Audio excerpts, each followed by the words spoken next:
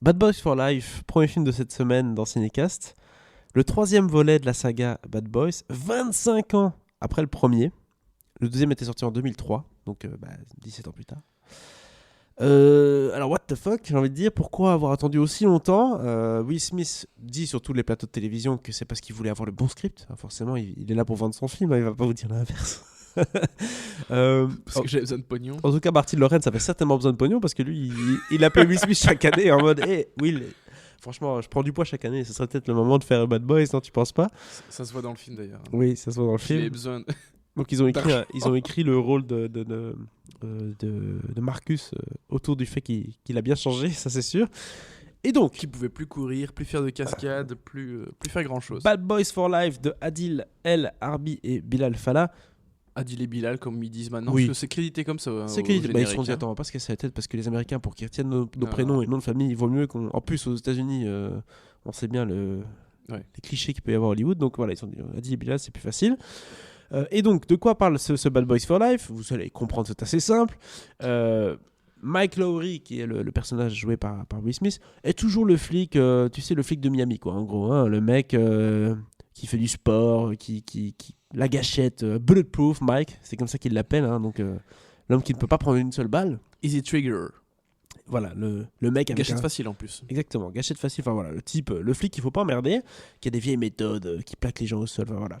Et à côté, il y a Marcus Burnett, qui est joué par Martin Lawrence, qui est toujours le type, le père de famille, qui préfère être dans son canapé, qui en a un peu marre. Et puis là, en plus, ils sont 50 ans passés, donc c'est l'heure de la retraite, hein, très clairement. En tout cas, Marcus en a marre et il veut arrêter. Et c'est d'ailleurs le principe du film. Mais forcément, il va y avoir le passé de Will Smith, en tout cas de Mike Lowrey, qui va surgir. Une histoire de cartel mexicain, de sorcières, bref, ouf, il se passe des choses. Et ils vont devoir faire équipe, une fois encore. Mais ils ne seront pas seuls, ils seront accompagnés de Amo, qui est une nouvelle équipe qu'on voit dans le film, mais qui ne prend pas toute la place, hein, qu'on le dise tout de suite. Pas trop, non. Non, mais tant mieux, parce que bon, d'un côté, si on voit directement les nouveaux, et puis t'as Will Smith qui fait juste des caméos, ce serait pas sympa non plus. Donc là, c'est vraiment un film Bad Boys, hein, sachez-le. Mais il y a la nouvelle équipe avec notamment Vanessa Hudgens qui intervient de temps en temps et qui vont les aider. Je propose qu'on s'écoute un extrait de la bande-annonce.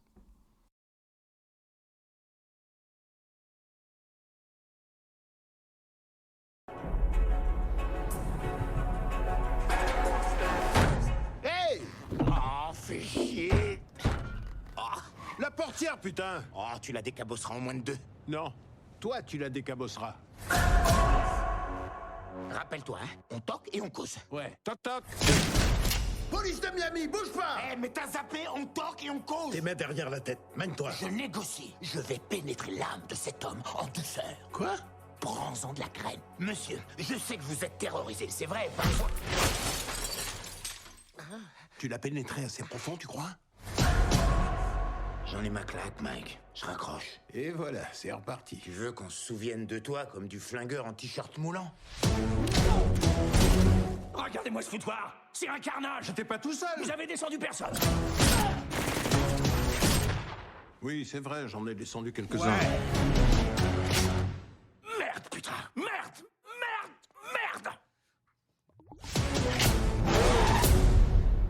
Alors Thibaut, on a vu le film ensemble, chose très rare d'ailleurs. Parce qu'il fallait voir ce film entre mecs, entre buddies, parce que c'est tout à fait le principe de ce genre de film. Hein, prenez un bon pote à vous, vous allez vous prendre des popcorn, vous allez foutre dans la salle et vous n'allez pas réfléchir pendant 2 heures. C'est un peu ça le principe. Mais déjà, avant de commencer sur ce film-ci, quelle est ton expérience avec la saga Bad Boys? Est-ce que c'est quelque chose que à la base tu te dis ouais non laisse tomber, ou t'as toujours un peu nostalgie pour cette franchise? Nostalgie, c'est vite dit. Mais j'ai vu les 2 films quand j'étais plus jeune. De Michael Bay. Oui, les 2 films de Michael Bay. D'ailleurs, parlons-en de Michael Bay. Faudrait que je me coule la thé. Oui, fais-toi un petit thé. Oui, C'est à ça que ça sert. Ouais, ça fait du bien. Surtout qu'il est bon. Hein, très bon. n'est-ce pas? Merci. C'est moi qui l'ai acheté. Les garanties des casques. J'ai vu les films qui... Il y a un moment, évidemment, je les ai pas revus depuis très longtemps. Mais je les ai tous les 2 revus avant d'aller voir ce 3e épisode. Et Honnêtement, ça a quand même plutôt mal vieilli. Le premier, ça va encore, mais alors le 2, c'était quand même franchement pas bon, quoi. Oh là là, c'était très laborieux. Tu vois qu'ils essaient de faire un truc très premier degré à certains moments, avec des grosses scènes d'action où les mecs ils étaient équipés comme si c'était des. La SWAT, C'est exactement ce que j'allais dire. Avec l'espèce de bandana là pour Will Smith, des lunettes et tout. Enfin bref. Et les fameux plans ralentis. Ouais. Enfin, le plan ralenti, c'est resté. Hein. Mais. Oui, mais bon, ça Mais t'en bon, pas. globalement, il essayait d'être très premier degré alors que c'est un film qui l'est pas du tout. Enfin bref, il y a plein de choses qui fonctionnaient pas et c'était un peu. Franchement, non, ça a pas bien vieilli. Du coup, ici, pourquoi pas un épisode 3, même si. Est-ce que c'était nécessaire ? Non, mais ça pouvait pas être pire que le 2, de toute façon. Donc. Et tu sais déjà, avant même de voir ce genre de film, que ça va jouer sur le fait que les mecs ont 20 ans de plus, qu'ils savent plus faire ce qu'ils faisaient à l'époque, que c'est la vieille génération, qu'il va y avoir une nouvelle qui va arriver, etc. Donc, bref, ça va utiliser des vieux schémas déjà usés Ouais. jusqu'à la corde, mais qui fonctionnent, et donc pourquoi pas. Puis même Voilà. l'histoire du film, c'est il faut trouver un type, et puis on arrive chez le type, et puis il faut trouver un autre type, puis on arrive chez le type, puis il faut trouver un autre type, puis on arrive au boss final, et puis il se passe quelque chose, et puis c'est fini, quoi. C'est exactement ça la structure du film. Donc il n'y a aucune surprise, comme Oui. tu dis. C'est un film produit, hein, on n'est pas là pour voir du grand cinéma. Mais, Adil et Bilal ont quand même la tâche de succéder à Michael Bay, qui, on l'aime pas, a une patte assez particulière, a un style de réalisation propre à lui, et qui est aimé par certaines personnes, hein, notamment les fans de Bad Boys. Des ralentis, des explosions. Voilà, des ralentis d'explosion, des lunettes de soleil qu'on enlève, qu'on met, le soleil de Miami qui se couche, voilà, on voit tous le genre de plan. Et je trouve qu'Adil et Bilal, c'est peut-être la réussite, c'est que ils rendent hommage à Michael Bay, donc ils disent voilà, on va vous faire quelques plans à la Michael Bay, vous inquiétez pas, on est là pour ça. Mais ils rajoutent des petites blagues dans les plans, presque pour se foutre un petit peu de la gueule des plans de Michael Bay. Je pense notamment à un plan qui est dans la bande-annonce d'ailleurs, où les deux personnages sortent de la Porsche avec ce plan, ce pan de la caméra, et puis boum, ils cassent un poteau avec la portière. Et donc, d'un coup, on coupe ça avec de l'humour en mode on rigole, quoi, tu vois, on n'est pas là pour se prendre trop au sérieux. Et je pense que c'est ça le problème de Michael Bay, c'est qu'il faisait ça beaucoup trop au sérieux, alors que s'il y a tout qui pète et c'est des mecs à Miami qui foutent le bordel, ça doit être drôle. Et Michael Bay ne prenait pas ça du tout à la rigolade. Pas assez, en tout cas. Pas assez. Et pourtant, avec un duo comme ça, il faut rigoler, il faut faire des cons. Ce qu'Adil et Bilal font mieux. Je pense que tu pointes le doigt sur une bonne chose, effectivement, c'est que ils jouent, en fait, ils acceptent les codes préétablis, ceux de Michael Bay en l'occurrence, qu'il a usé dans tous ses films. Hein. Michael Bay, c'est copier-coller. Enfin, bref, on pourrait faire un podcast entier aussi sur Michael Bay. Il y a de quoi Michael dire. Bay, c'est péché mignon. Mais ils ont réussi à en faire autre chose, à pas prendre ça trop au sérieux, effectivement, à les utiliser de manière assez efficace quand c'était nécessaire, et à les contourner, les casser de temps en temps, comme effectivement cette scène que tu viens de raconter, avec la voiture qui s'arrête, les portières qui s'ouvrent, la caméra qui fait un petit travelling qui contourne un peu la voiture, et puis bam, la portière qui se prend contre le pylône là, pour les pompiers, enfin le truc d'eau. Mais il y en a une autre, à un moment donné, il y a un méchant qui s'évade à moto, et il prend son flag et il tire sur une voiture, et il tire 2 balles, et la voiture explose. Ouais. Un truc bien cliché, quoi. Ouais, et justement, à ce moment-là, il y a Will Smith et Martin Lawrence qui sont derrière et qui disent what, enfin genre c'est quoi ce délire, quoi, depuis quand les voitures explosent avec 2 balles, quoi. Donc là aussi c'est un peu de référence à Michael Bay, parce que Michael Bay c'était même pas tu tires dans le pneu, ça explose, quoi. C'était un peu ça le concept. Donc donc voilà, il y a ce côté un peu bon, allez, on est là pour rigoler, on le sait, on l'assume, et je pense que c'est une très bonne décision artistique, enfin en tout cas un choix qu'Adil et Bilal ont sans doute posé avec les scénaristes et autres, hein, mais voilà.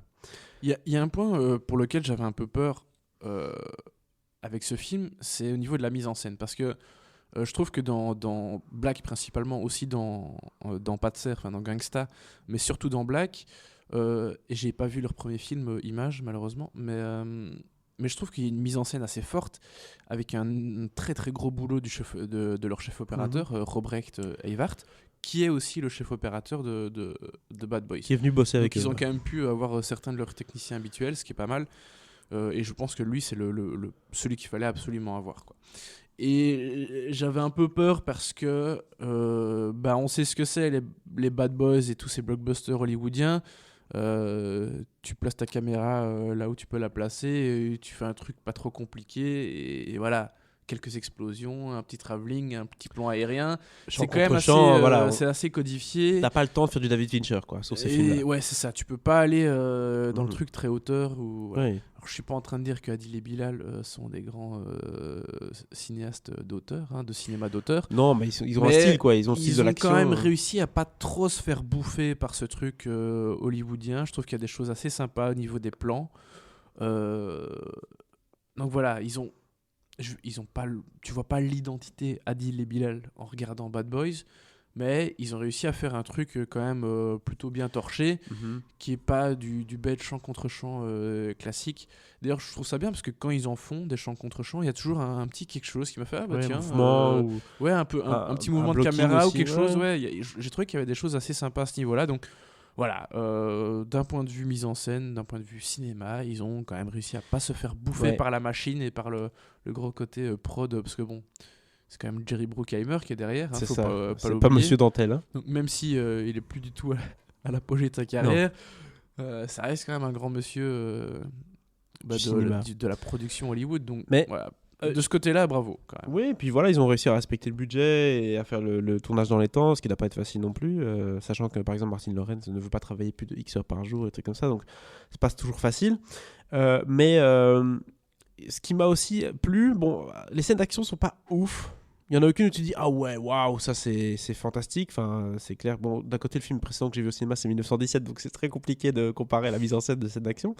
Mais je trouve que justement, il y en avait 2-3 passages où je me suis dit, ah ok, d'accord. Donc, ils auraient peut-être pu aller un peu plus loin. Je pense notamment, il y a une scène au début du film où le méchant prend un couteau et poignarde des gens. Et en fait, la caméra reste fixe sur la scène et suit les gestes du mec, mais sans faire des cuts.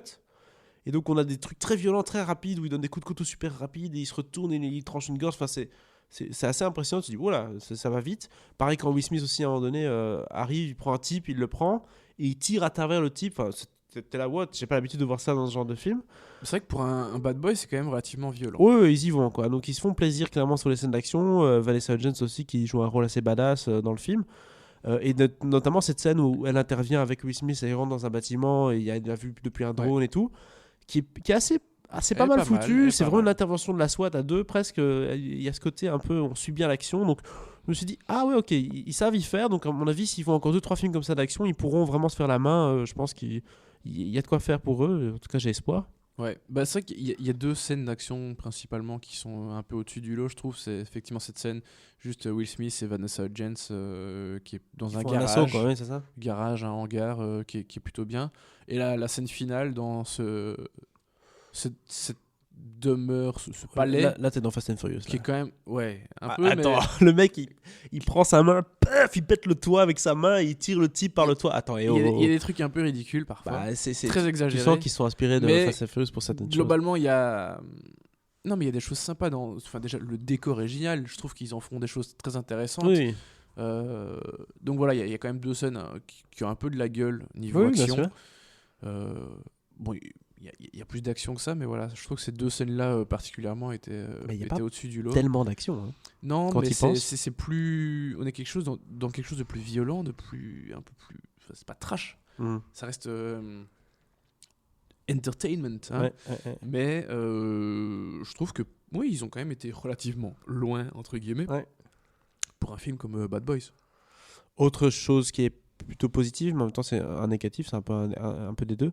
Le film est un peu divisé en 2 parties, je trouve. Bon, déjà, il y a la première partie du film où ça c'est assez clair, c'est la partie où vous savez très bien ce qui va se passer. Ils ont vieilli, donc il y en a un qui veut plus travailler, l'autre qui veut travailler. Donc pendant 1 heure, il va essayer de convaincre l'autre d'aller le rejoindre sur la mission. Et c'est vrai que ça dure pratiquement 1 heure avant que Martin Ouais, Lawrence. voire un peu plus, hein. Voilà, donc c'est long. On a compris à un moment donné, ils vont se mettre ensemble, mais on attend. Il se passe quand même plusieurs événements assez intéressants, notamment des événements qui montrent la vulnérabilité des personnages, d'un point de vue physique aussi. Chose qui n'était jamais montrée dans Bad Boys avant. Enfin, ils étaient indestructibles, quoi. Et donc là, on nous montre quand même que, attention, dans cette version de Bad Boys, un personnage peut être blessé, il peut se passer quelque chose qu'on n'a pas l'habitude de voir dans cette série-là. Mais donc c'est assez intéressant aussi de montrer ça, quoi.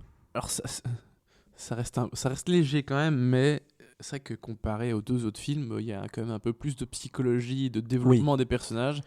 Donc ça, oui, c'est plutôt une bonne chose. Par Tu contre, ressens un peu plus la douleur. Par exemple, dans les Ouais. scènes de fin, les scènes de bagarre, tu te dis ouf. Avant, c'était un peu genre, je te fais 2 clés de bras et on n'en parle plus. ouais. Là, tu vois vraiment la douleur plus. Ils encaissent vraiment. Oui, ils ils prennent encaissent. vraiment des Et tu coups. le Et sens, quoi. à ce niveau-là, c'est vrai que c'est assez cool. Mais par contre, tu sens que Martin Lawrence, il était quand même là pour toucher son chèque Et faire des vannes, mais. et faire quelques blagues. Ouais. Ah oui, non, il sait plus Parce faire que grand chose. le personnage, alors, est-ce que c'est lui ou est-ce que c'est l'écriture qui a toujours été comme ça? Mais Je pense qu'ils ont écrit autour de lui. Enfin, voilà, ils quoi. ont limité à fond son personnage. il pour- fait vraiment plus grand chose. Il y a un truc que j'ai trouvé sympa au montage. D'un côté, c'est assez facile. Hein, c'est le moment où vraiment la décision est prise, il prend sa retraite et l'autre continue. Et tu as une espèce de montage parallèle où chacun fait des actions relativement similaires, alors que pas du tout. Il y en a un, il rentre dans sa caisse, l'autre, il ouvre son fauteuil. Ouais, et il du change coup, de vitesse et l'autre il fait crack avec son fauteuil, Ouais, voilà, c'est par ça. exemple. Il y a genre de truc un peu drôle. Ça, j'ai trouvé ça assez marrant. Mais, Oui, voilà. mais franchement, ouais, niveau point de vue personnage, c'est quand même limité pour le personnage de Martin Lawrence, même si on rentre un peu plus dans son intimité. Voilà. Il y a 2-3 feintes qui m'ont fait vraiment rire, mais sinon pour le reste c'est plutôt des petits sourires, voilà. Mais c'est.